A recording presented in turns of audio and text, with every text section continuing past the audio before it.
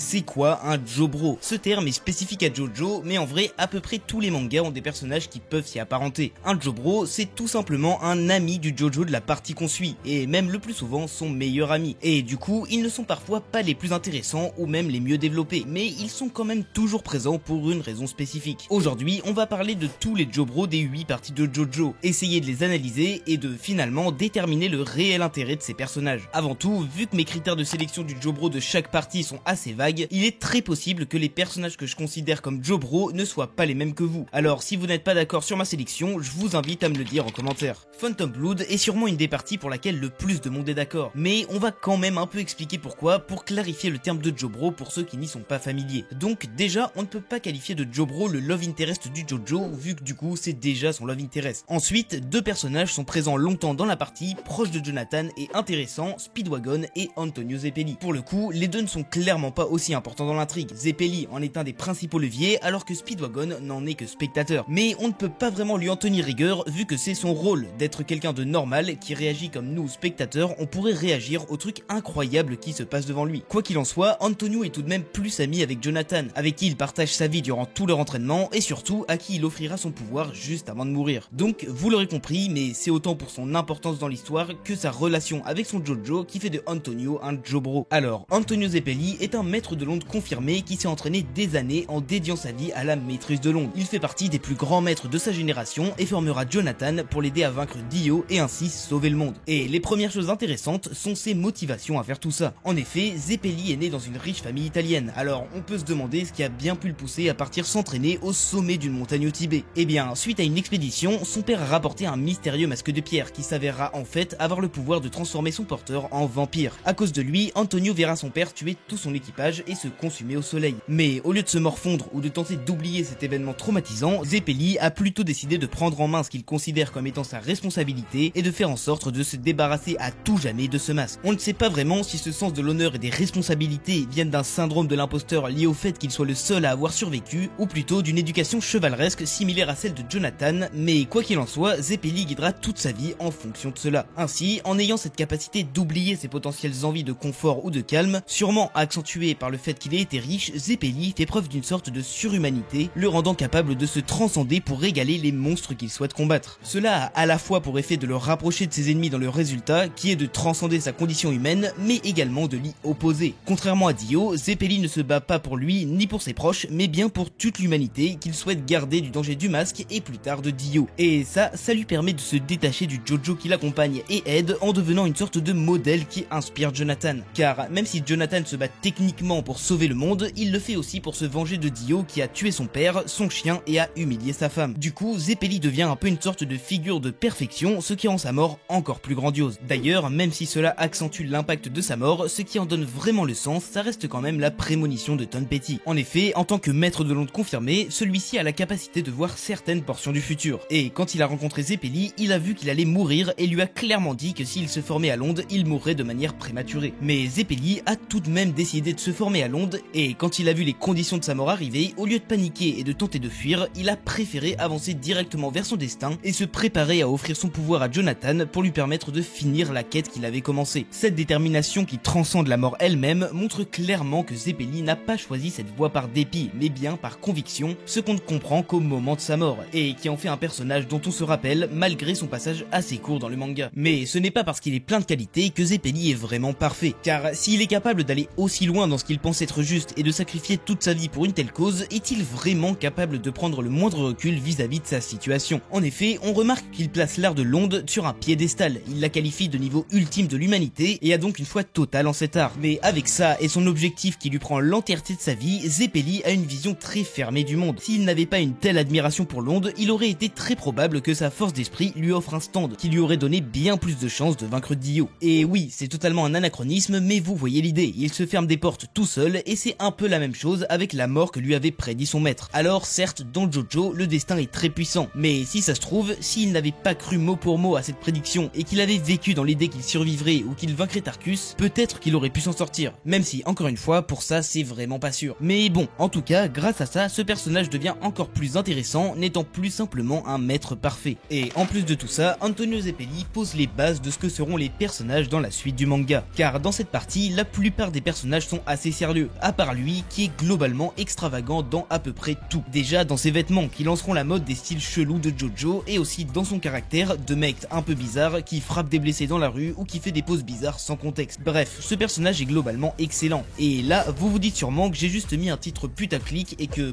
en fait, un peu comme les fins de Jojo, tous les Jobros sont de bons personnages. Mais attendez, pour le coup, même si Zeppeli n'est pas très représentatif, vous verrez que certains Jobros ont en fait une place relativement superficielle, ce qui peut amener à questionner la réelle utilité du Jobro dans la narration. Dans la continuité de la première partie, Battle Tendency nous présente plus un duo Jojo Jobro qu'un vrai groupe de protagonistes, ce qui fait qu'on peut facilement identifier Caesar Zeppeli comme étant le Jobro de Joseph. Caesar est un manieur d'onde sensiblement aussi puissant que Joseph, avec qui il s'entraînera pour tenter de venger la mort de son père en tuant les hommes du pilier. Bien qu'il ait été abandonné par son père dans son enfance, il garde quand même en lui la fierté de sa lignée et poursuit l'héritage de son grand-père en combattant pour sauver le monde grâce à l'onde. Comme celui-ci, Caesar est un homme d'apparence très droit, qui sait respecter ses aînés et faire preuve de discipline. Cependant, contrairement à son grand-père, qui savait suivre ses convictions de manière toujours calme et réfléchie, Caesar est extrêmement impulsif et se laisse facilement emporter par ses émotions. Et je pense que c'est dû à un trait de personnalité beaucoup plus large de ce dernier. En effet, César semble être quelqu'un de très émotionnel, qui laisse les choses le transcender, ce qui implique que toutes ses émotions, quelles qu'elles soient, sont toujours démesurées et assez extrêmes. Quand son père l'abandonne, il le déteste, renie sa lignée et souhaite même le tuer, mais alors que ce sentiment était à son paroxysme, son père le sauve d'une mort certaine et d'un coup, César laisse tomber les années qu'il a passées à le détester pour l'aduler et même vouer sa vie à suivre ses traces. Et si être capable de changer de point de vue est évidemment une qualité, là vous voyez bien que c'est quand même assez extrême. Tous ces revirements de pensée et de sens pour sa vie font de lui un être très compliqué à sonder et surtout très instable. Un peu comme il l'a fait avec Joseph, un jour il peut te détester et dire que tu es le pire humain qui soit, le lendemain il sera ton meilleur ami pour qui il pourrait donner sa vie et encore après il ne prend plus du tout en compte tes conseils à cause de sa haine. Car si ce trait de César peut être handicapant pour des relations, en combat c'est littéralement fatal. À cause de ça, il a failli mourir à sa première rencontre avec les hommes du pilier et il mourra finalement en attaquant Wamou seul en sachant pertinemment qu'il était meilleur que lui. Alors ce manque de contrôle gâche vraiment une bonne partie de son potentiel, mais en vrai il a d'autres traits un peu plus valorisants, car il a quand même hérité de pas mal de choses de ses ancêtres Zeppeli, notamment une certaine fidélité envers ses amis et surtout une résilience impressionnante. César ne fuira jamais un combat, quelle que soit la force de son ennemi, il combattra jusqu'au bout et fera tout pour l'éliminer. À cela vient s'ajouter un réalisme intéressant. En effet, même s'il est très borné, il est capable de se rendre compte qu'une défaite approche et donc d'agir en conséquence, comme quand il a récupéré l'antidote pour Joseph face à Wamou. Enfin, tout ça c'est bien beau, mais ça ne nous dit pas vraiment si c'est un bon Jobro ou pas. Avec ce qu'on a déjà vu, on peut déjà affirmer que c'est un bon personnage, mais est-il vraiment utile dans l'histoire de sa partie? Eh bien là, pour le coup, pas vraiment. Car certes, il accompagne Joseph dans ses entraînements et dans ses combats, mais dans les faits, il n'est jamais vraiment décisif. Je veux dire que sans lui, Joseph aurait clairement pu accomplir tout ce qu'il a fait dans sa partie. Que ce soit son enseignement de l'onde ou même dans ses combats, il ne sert globalement à rien. Et pour le coup, ce n'est pas comme si Joseph était un one-man army qui avait roulé sur toute sa partie tout seul. Des personnages comme Stroheim ou Lisa Lisa ont réellement été décisifs dans l'intrigue. Donc, malgré qu'à titre individuel, César soit un très bon personnage, en tant que Jobro, il ne sert pas à grand chose. Et on passe enfin aux parties pour lesquelles il y a débat sur qui est vraiment le Jobro avec Stardust Crusaders. Là, je pense qu'il peut y avoir débat entre Kakyoin et Polnareff. Et si vous avez vu ma vidéo sur le Jobro le plus puissant, vous connaissez déjà ma position par rapport à ça. Mais c'est vrai que dedans, je ne me suis pas vraiment expliqué. Alors, je vais essayer d'être un peu plus clair ici. Donc, je pense personnellement que le Jobro de cette partie est Polnareff pour plusieurs raisons. Déjà, ces deux personnages ont été sensiblement introduits au même moment et ont globalement été assez utiles dans l'histoire, mais ils n'ont pas tous les deux été là durant toute la partie. Pendant le voyage des Stardust Crusaders, Kakyoin a eu quelques contretemps qui ont fait qu'il a été absent pendant une grande partie de l'arc dieu égyptien et pendant la fin du combat final. Mais ce qui je trouve fait vraiment la différence, c'est que, étant de nature plus extravertie, Polnareff a plus d'interactions avec Jotaro, et est assez complice avec lui en restant d'ailleurs son ami même après la partie 3. Alors que de son côté, Kakyoin est certes attaché à Jotaro et aux autres, mais il ne le montre pas trop. Et surtout, ses moments de complicité avec Jotaro sont quand même assez rares, donc je considère que Polnareff est le Jobro de cette partie. Bref, Polnareff est un des seuls, si ce n'est le seul français français de Jojo. Et pour le coup, il est vraiment très français. Déjà, son nom est une référence évidente, mais pas mal de ses traits de caractère vont également dans ce sens. Avec son stand, il représente la chevalerie à la française, très à cheval sur l'honneur et les règles, cherchant à affronter des adversaires toujours plus puissants. Et il a aussi un caractère de surface assez cliché, très prétentieux et précieux. Mais si tout ça paraît être juste des clichés pour bien faire comprendre qu'il est français, ces traits permettent en fait de créer un personnage très intéressant et ambivalent. En effet, comme je l'ai dit, Polnareff est un personnage très à cheval sur les règles et en particulier l'honneur qu'il considère comme sacré et même plus important que sa victoire. On peut voir à quel point cela est ancré en lui quand il explique clairement ses capacités à Avdul alors qu'il est encore sous l'emprise de Dio. Et en fait, cette sorte d'obsession pour l'honneur vient d'un caractère beaucoup plus large de Polnareff qui est très borné pour à peu près tout dans sa vie. Quand il décide de venger sa sœur seul, il s'y tient malgré une défaite assurée et ça le rend très vulnérable quand il n'a personne pour le raisonner, ce qui est d'ailleurs assez contradictoire avec son style de chevalier solitaire. D'ailleurs, ce côté très rigide de ce personnage s'oppose également avec sa manière d'interagir avec les gens, car si quand il est en situation de combat, Polnareff frappe sur tout ce qui lui passe devant, quand il est détendu, il sympathise très facilement avec tout le monde. C'est d'ailleurs lui qui met l'ambiance parmi les Stardust Crusaders et il n'hésite jamais à parler avec des femmes quand il en voit. Cette distinction combat-vie courante se ressent vraiment quand il sympathise tranquillement avec Enya, sans se douter une seule seconde qu'elle puisse être une ennemie juste parce que c'est une grand-mère. Cela dit, Polnareff a quand même le droit à une très bonne évolution tout au long de sa partie, durant laquelle il passera par plusieurs épreuves comme les morts de Avdul ou pas mal de défaites qui lui permettront de devenir plus réfléchi, mature et même ouvert d'esprit, comme en témoigne le fait qu'il devienne finalement très ami avec Avdul et Iggy qui avaient pourtant des manières de penser bien différentes de la sienne. Le côté très humain de Polnareff est également une force, surtout d'un point de vue scénaristique, car c'est assez compliqué de faire ressentir la tristesse après la mort d'un compagnon à travers Jotaro ou Kakyoin, alors qu'au contraire, Polnareff étant très expressif, il permet de bien mieux nous impliquer émotionnellement. En plus, au-delà de cette utilité émotionnelle, contrairement à Caesar, Polnareff permet vraiment de faire avancer sa partie dans certains moments clés. Il aide à éliminer pas mal d'ennemis mineurs, mais surtout, il a été décisif dans l'élimination de crimes qui, en vrai, auraient clairement pu éradiquer tout le reste des Stardust Crusaders à lui tout seul. Par contre, on ne va pas compter son intervention dans Vento Oreo pour cette vidéo, car dans cette partie, il n'est plus vraiment un Jobro, même s'il est quand même intéressant de noter que son évolution continue après la partie 3, pour finalement donner un Polnareff très mature et réfléchi. Donc, Polnareff est déjà meilleur que Caesar, ne serait-ce que pour le fait qu'il soit indispensable à sa partie. Mais je ne pense pas non plus qu'il soit aussi bon qu'Antonio Zeppeli, car même si son développement est très cool, en tant que Jobro, il fait son taf, mais il ne va pas vraiment plus loin, en laissant quand même pas mal de place aux autres alliés. Maintenant, pour Diamond is Unbreakable, le choix du Jobro est quand même plus simple,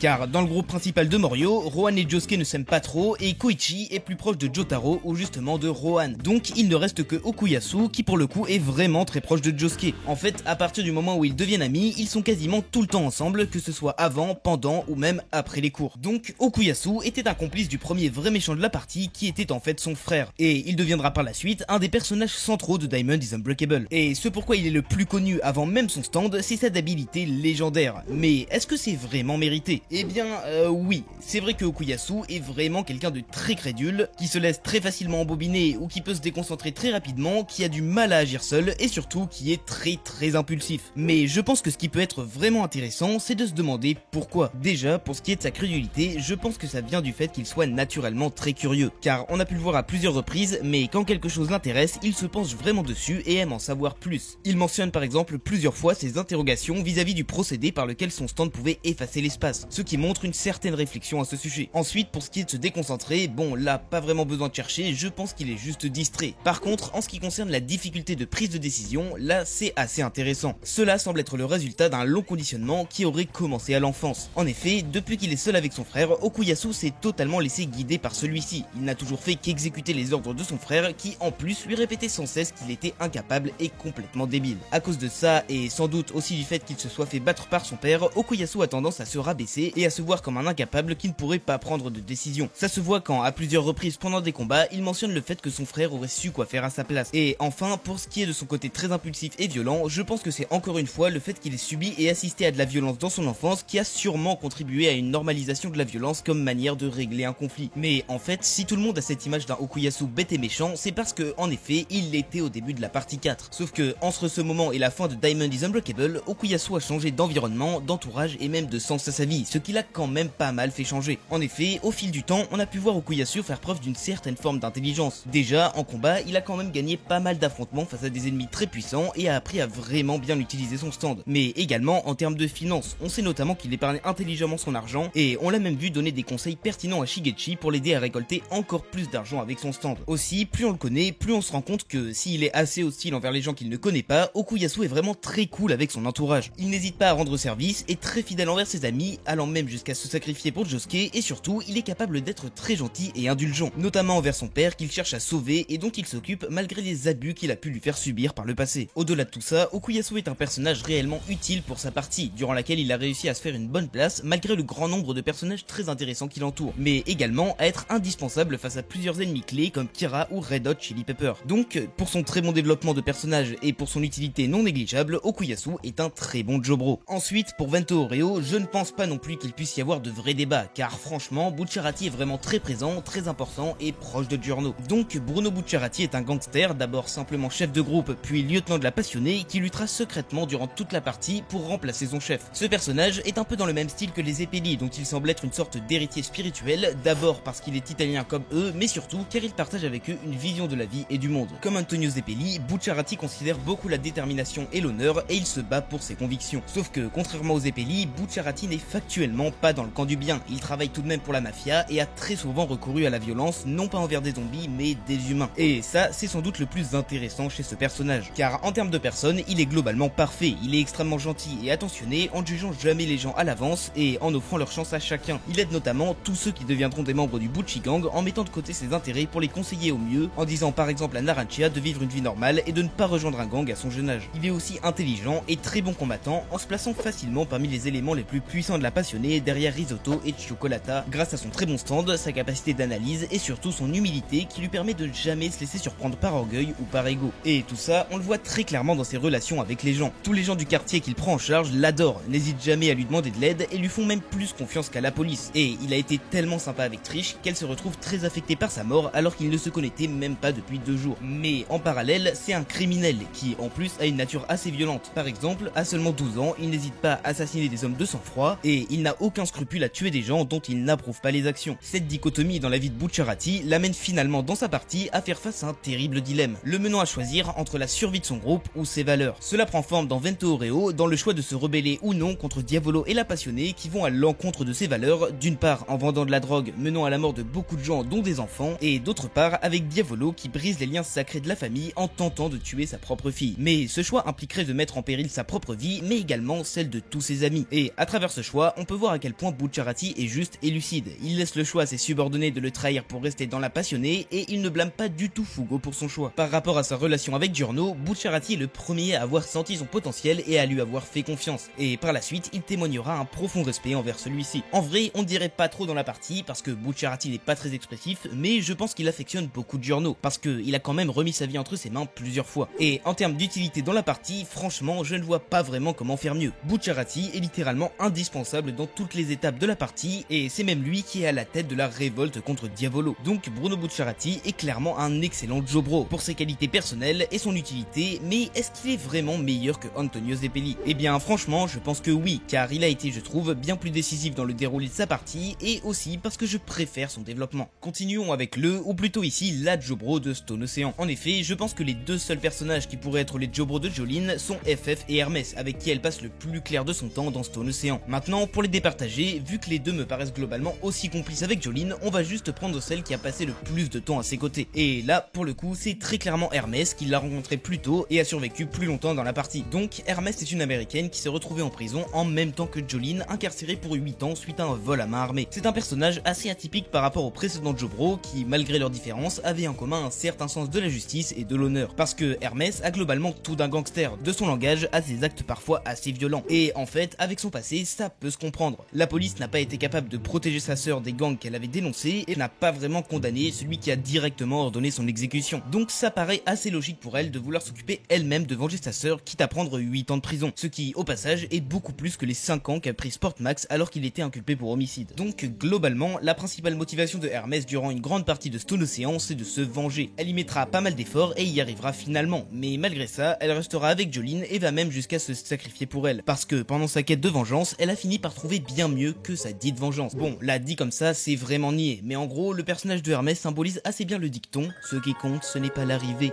mais le chemin parcouru ». Ici symbolisé par les amis qu'elle a rencontrés dans la prison de Grindolphin. Ok, et à part ça, eh bah elle ne sert pas à grand chose dans la partie en fait, parce que le problème de ce personnage, c'est vraiment vraiment son stand, qui n'est pas assez nul pour être vraiment inutile, mais par rapport au stand adverse et surtout allié, il n'est pas du tout assez bon pour être décisif. Du coup, même s'il y a des personnages comme Weather ou Emporio qui sont clairement essentiels dans l'avancée de l'intrigue, eh bien Hermès, à part dans son combat face à Sportmax qui du coup est plutôt personnel, n'est pas essentiel à l'histoire. Donc avec ça, plus le fait qu'à partir du moment où Anasui et Weather arrivent, elle passe un peu au second plan, je pense qu'elle n'est qu'un Jobro moyen. Maintenant, pour le Jobro de Steel Ball Run, il n'y a vraiment pas débat, et on est clairement tous d'accord sur le fait que ce soit Jairo. Jairo Zeppeli, qui est la projection de Antonio Zeppeli dans le deuxième univers, est un bourreau de Naples et maître de la rotation qui participe à la Steel Ball Run dans le but de sauver un enfant de la peine de mort. À première vue, c'est un homme assez spécial, qui sait de quoi il est capable et qui est donc très confiant. Il n'hésite pas à se moquer ou à insulter des gens gratuitement, car dans tous les cas, il sait qu'il pourra les fumer avec sa rotation ou les devancer dans le cadre de la Steel Ball Run. En plus de quoi, il est quand même assez impulsif et arrogant, ce qui fait qu'il se retrouve souvent à tabasser des inconnus dans la rue. Avec ça, Jairo a une vision des autres et de ce qu'est une personne respectable vraiment personnelle, et on ne va pas se mentir, avec des standards très élevés. Cela fait qu'il n'estime globalement personne, à part son père qui lui a tout appris et qui semble avoir une mentalité parfaite, contrairement à Jairo qui serait trop faible pour être bourreau. Cela dit, ses standards d'estime très hauts font que Jairo ne passe jamais beaucoup de temps avec autrui, sauf que même pour lui, c'est impossible de bien cerner quelqu'un au premier coup d'œil, et du coup, il ne peut pas vraiment déceler de personnes qu'il pourrait estimer et donc avec qui il pourrait être ami. On le voit très bien dans sa relation avec Johnny, qu'il ne considère pas vraiment au début et qu'il a tenté d'esquiver comme toutes les autres personnes. Mais comme Johnny a beaucoup insisté par intérêt envers la technique de rotation de Jairo, celui-ci a pu se rendre compte au fil du temps que Johnny méritait son estime. Et à partir de là, on va pouvoir découvrir pas mal d'autres facettes de Jairo qui en fait est très différent de ce qu'il veut laisser paraître. Bon, pour ce qui est d'être arrogant et malpoli, ça ne change pas. Mais par exemple, au lieu d'être sérieux et vénère tout le temps, avec Johnny, il fait des blagues incompréhensibles, il est très sympa et même en fait très altruiste. Parce que si la plupart des participants de la Steel Ball Run, Johnny compris, sont là pour des intérêts personnels, Jairo lui participe d'abord pour Marco et par la suite pour aider Johnny à retrouver le cadavre sacré pour regagner la mobilité de ses jambes. Par contre, ça reste quand même un mec assez spécial dans la lignée de Jojo. Il a des tenues et des poses cheloues, il a même gravé un message de motivation égocentrique sur ses dents et il a une technique d'apprentissage de la rotation très personnelle qui consiste à lâcher des infos assez vagues à Johnny quand ils sont sur le point de mourir en espérant qu'ils réussissent. Bref, au-delà de tout ça, comme je l'ai dit tout à l'heure, Jairo est quelqu'un de vraiment très altruiste, qui en vrai aide pas mal de gens et contrairement à Johnny, ne tue qu'en cas de besoin. Cela va avec une vision très optimiste de la vie, qui le pousse à aller à l'encontre de son destin et à tenter de forcer le hasard pour mettre toutes les chances de son côté, même si grâce à son père, Jairo est tout de même conscient que les destins le surpassent et qu'il aura forcément le dernier mot. D'ailleurs, bien qu'il ait une vision de la vie éloignée de celle de son père, Jairo est quand même très influencé par celui-ci. Il en a par exemple hérité une fierté de s'aligner et de sa technique de rotation, qu'il considère comme Antonio avec l'onde comme l'art ultime et la technique de combat la plus parfaite. Et contrairement à son homologue de la première partie, Jairo a vraiment raison, vu que la rotation infinie est le pouvoir le plus puissant du deuxième univers. Et encore une fois, comme Antonio Zeppeli, Jairo est un ami extrêmement fidèle, qui n'hésite pas une seconde à aller à la mort en combattant directement Valentine dans l'espoir que Johnny puisse le vaincre. Mais en plus d'être un personnage très intéressant, Jairo est limite le personnage le plus important de Steel Ball Run. Alors il y a vraiment beaucoup de personnages très cool et avec des places importantes dans la partie, mais malgré ça, Jairo se place vraiment au-dessus en étant le premier protagoniste qu'on voit et surtout le vrai moteur de l'histoire. C'est lui qui a poussé par sa simple existence Johnny à participer à la course et c'est lui qui lui a permis d'exploiter pleinement Tusk. Et en plus de ça, sa relation avec Johnny est vraiment très cool et je pense que c'est la meilleure et surtout la plus complète qu'on ait vue dans tout JoJo, en passant par leur rencontre jusqu'à leur mort avec un développement suffisamment long pour qu'on s'attache vraiment à eux. Donc Jairo est globalement un personnage parfait dans à peu près tous les domaines, ce qui fait de lui, sans trop de surprise, le meilleur Jobro. Enfin, parlons du Jobro de la partie 8, et pour celui-ci c'est un peu compliqué, parce que au début j'ai dit que les Love Interest ne pouvaient pas vraiment être comptés comme des Jobro, mais ici Yasuo serait vraiment le seul personnage à pouvoir en être un, car Mamezuku devient très important dans l'histoire mais il n'arrive qu'à la fin, ce qui fait que son utilité dans le récit est moindre et surtout qu'il est forcément beaucoup moins proche de Josuke. Donc Yasuo est une étudiante tout à fait normale, qui va un jour trouver un gars enfoui dans le sol et par la suite l'aider à retrouver son identité. Et je pense que c'est vraiment ça qui la caractérise le plus, la normalité. Elle a des amis, elle va en cours, elle a des problèmes familiaux qu'elle essaye de régler, bref, comme beaucoup de gens. Et en vrai, j'ai l'impression que dans Jojo Lion, c'est qui tout double. Soit tu es très normal comme Yasuo ou Toru, soit tu es ultra chelou comme Josuke ou Mamezuku qui vit littéralement dans un télésiège. Sauf que, contrairement à Toru, pour Yasuo, j'ai plutôt l'impression que ce côté plus normal est un point positif. Ça permet de rendre l'histoire plus digeste, mais surtout d'appuyer son évolution. Parce que, un peu comme son homologue du premier univers Koichi, elle commence l'histoire en étant tout à fait normale et en s'appuyant sur les autres pour éviter de mourir lors des combats. Mais au fur et à mesure, elle devient de plus en plus à l'aise avec son stand et s'améliore en combat, jusqu'à sauver Josuke face à Blue Hawaii et surtout lui permettre de tuer Toru à la fin de la partie. Donc Donc même si elle n'est pas non plus incroyable, Yasuo est globalement très solide sur ce qui fait un bon Jobro. Et bon, même si son développement de personnage est quand même moins impactant que celui de Polnareff, je la mettrai dans le tiers du dessus pour le fait qu'elle ait clairement été décisive plusieurs fois dans sa partie. Par contre, je ne pense pas la mettre au-dessus de Okuyasu, qui pour le coup a vraiment une meilleure relation avec son Jojo et a quand même une très bonne utilité dans sa partie.